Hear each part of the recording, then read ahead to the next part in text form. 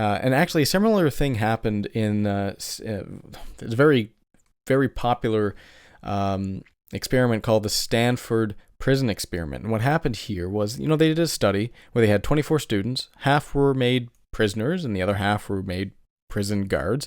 And they were chosen randomly, right? It was 24 students, so 12 prisoners, 12 prison guards. Heads or tails, they flipped a coin whether you were going to be one or the other.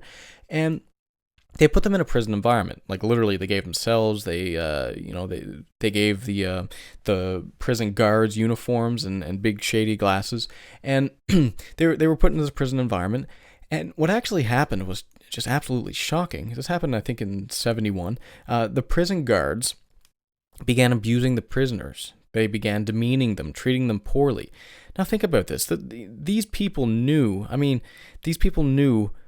prison guards, meaning that they could have been the prisoner. It was heads or tails. It was a 50-50 chance that they could have been either the prisoner or the prison guard. And it turns out that they were the prison guard, luckily or unluckily, depending on how you look at it. And so they, immediately the power just went right to their head. And, by day 2, by day 3, they started abusing the prisoners, demeaning them, treating them like shit. And the prisoners actually started to have stress attacks. They started freaking out. And, you could tell that they were just mentally, psychologically disturbed, and they got released.